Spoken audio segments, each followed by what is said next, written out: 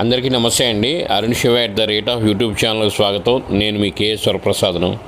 ఈరోజు మీకు ఈ వీడియోలో మేము అరుణాచలం నుండి కాంచీపురం వెళ్ళిన తర్వాత రూమ్ నుండి దర్శనానికి బయలుదేరామండి. దర్శనం బయలుదేరి అమ్మవారి మేము అభిషేకం టికెట్ అనేది తీసుకున్నాము.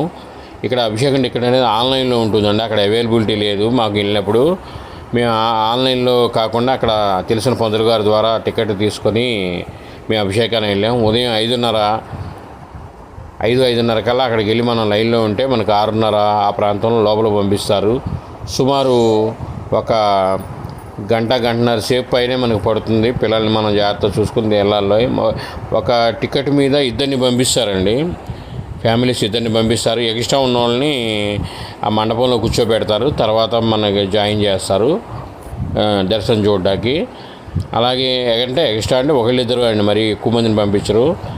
అలాగే ఈ అమ్మవారి దర్శనంలో ఇంకా ఏంటంటే మన గాయత్రీదేవి మండపంలో మనల్ని కూర్చోబెట్టి చక్కగా పూజ చేపిస్తారు. పూజ చేయించిన తర్వాత అమ్మవారి దర్శనం మనకి కళ్ళారా దర్శనం అవుతుంది.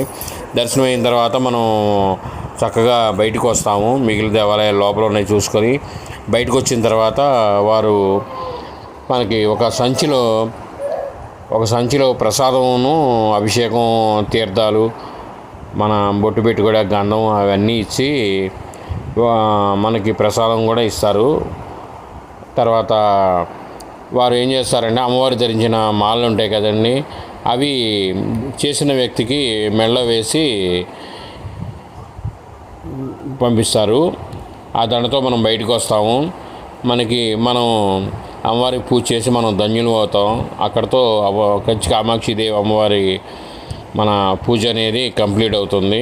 అలాగే మేము బయటకు వచ్చి కొద్దిసేపు కూర్చున్న తర్వాత మేము అక్కడ ఏకాంబరనాథ స్వామి అంటే మన శివకంచి అంటారండి, అక్కడి నుంచి ఆటో డ్రైవర్లు తీసుకెళ్తారు. మేము 4 దేవాలయాలకి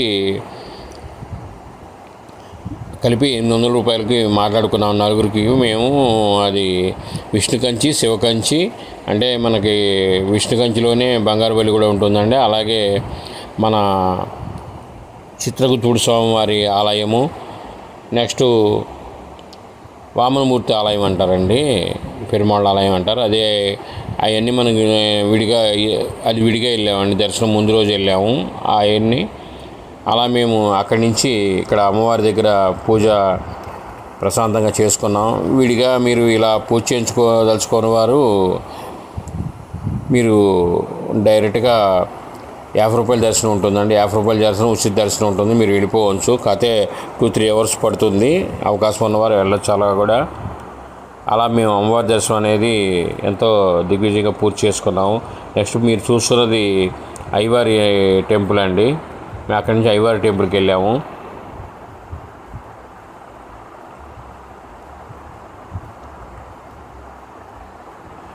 ఈ టెంపుల్లో స్వామి దర్శనం చేసుకొని మేము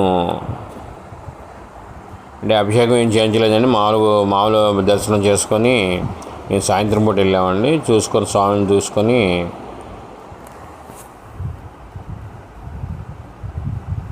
అయ్యవారికి నమస్కారం చేసుకొని మేము అలా అమ్మవారికి దర్శనం చేసుకొని మేము అక్కడ ఈ శంకరాచార్యుల వారి పీఠం ఉంటుందండి. అవి కూడా మేము లోపలికి వెళ్ళడం కుదరలేదండి. మేము సమయభావం వల్ల మేము బయట నుంచి చూసాము. ఈ తడవ వెళ్దామని ప్రపోజల్ పెట్టుకున్నాం. స్వామివారి ఆ శంకరాచార్య వారు ప్రారంభించింది అమ్మవారి పీఠం ఇదిగా ఉంటుందండి.